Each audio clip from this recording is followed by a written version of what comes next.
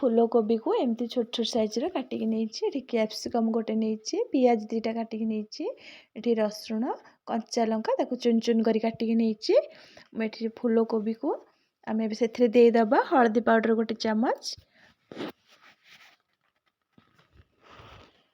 आम से देदबा chilli powder गोटे चामच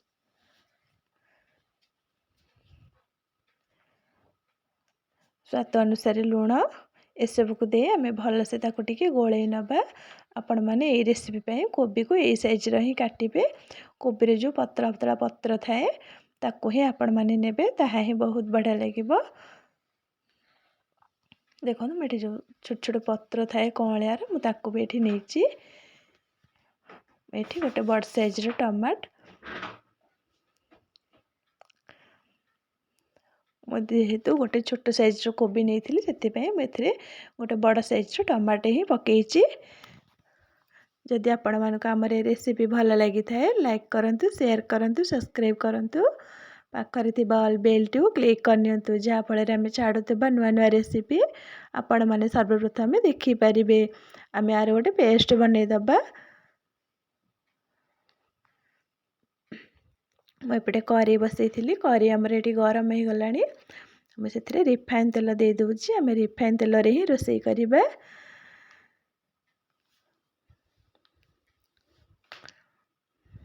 आम ए जो कोबी को लुण हलदी एवं चिली पाउडर गोल की रखी ताकू देदबा।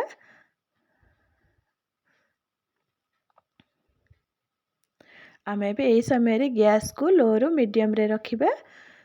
कोबी को आम 50% कुक हवा को से पर्यंत ही आम ताको भाजिबा।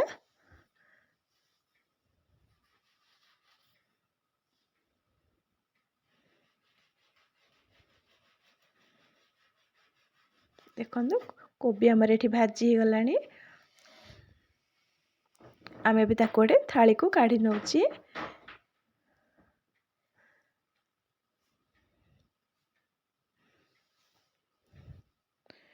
आम भी से ही कढ़ई रे देदबा आ किछि रिफाइन तेल अभी काटिके रखी पियाज को ताकू मुझे दे दूची। आपण मैंने जमती चिली कोबी करती से टाइप ही पियाज को काटिबे। पियाज आमर टिके भाजी गला पर आम पकई नबा कैप्सिकम ये सब पकईकी ताकू टिके समय भाजी नबा।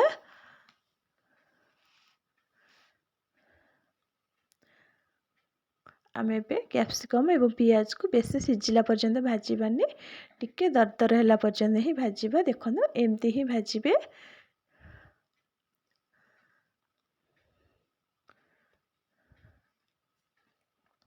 आमर ये कैप्सिकम पियाज भाजी गला मुझे गोटे थाली को काढ़ी नौची।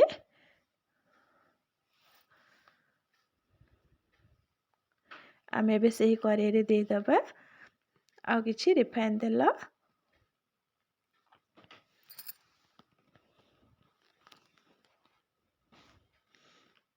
ये गोटे चामच जीरा दे दीची। आम भी काटिके रखि रसुण एवं कंचा लंका को देदबा ताकू टिके फुटवा छाड़दबा। देखो ये सब टिके भल से फुटी गलानी।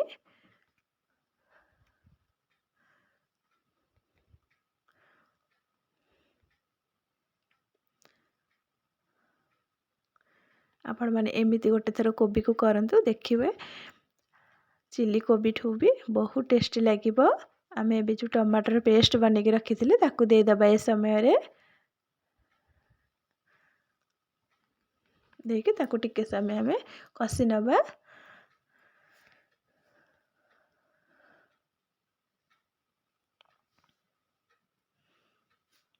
आम भी से देदबा हल्दी पाउडर गोटे चामच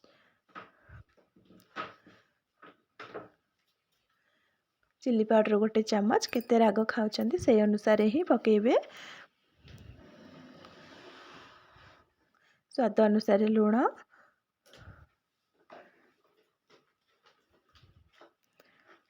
मेठी नहीं चाउमीन मसला ताकू मेठी गोटे चामच दे दूची। आपण माने रेसिपी रे निश्चय चाउमीन मसला हो कि मैगी मसला हो आपको निश्चय पकेबे जहाँकि तार टेस्ट बहुत बढ़िया आसीबो। ए सब को देके हमें आउ टिके कषि नबा।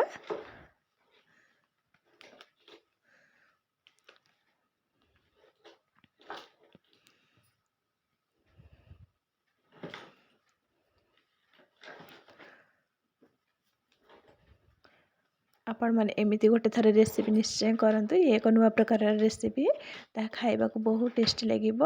एमती छोट पिला बहुत बढ़िया लगे चटपटा रेसिपी।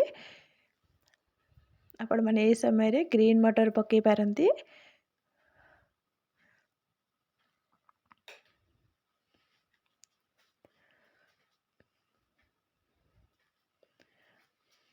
आमर ये मसला पूरा भलसे कषि हो जाइए। आम ए समय भाजिकी रखि कोबी को देदबा।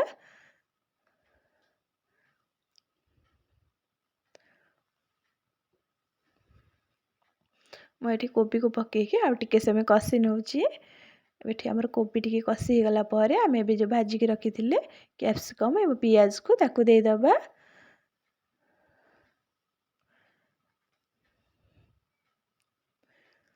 ये सब को दिए आउ टिके समय आम कषि नबा।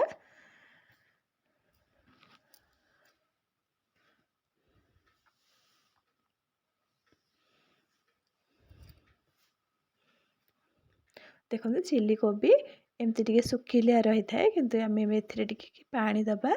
मुझे जो टमाट पेस्ट बनी थी से जार रे पिछुड़ी की ही पानी देजी। अल्प पानी देजी। आपण मैंने से अल्प ही पानी देवी बेसी पानिया करें।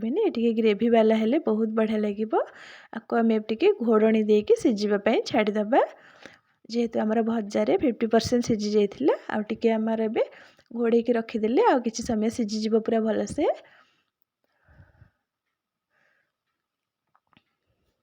देखो एमती ही जुकजुकिया रखिए। घोड़नी खोलिकी देखुची पूरा बहुत बढ़िया से सीझी जाइए सबकि। आम ए समय काटिकी रखि धनिया पत्र पकई नबा। गैस बंद करदबा। आमर प्रस्तुत हो जाइए नुआ प्रकार रेसिपी। आपण मैंने या निश्चय ट्राए करूँ।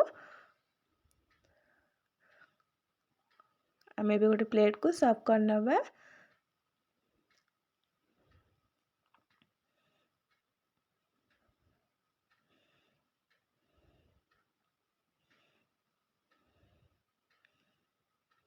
देखो मुझे पूरा सुखिलिया करेनि टिके जुकजुकिया रखी एमती ही रखिए। आमर प्रस्तुत हो जाइए नुआ प्रकार कोबी। एमती निश्चय करके खातु।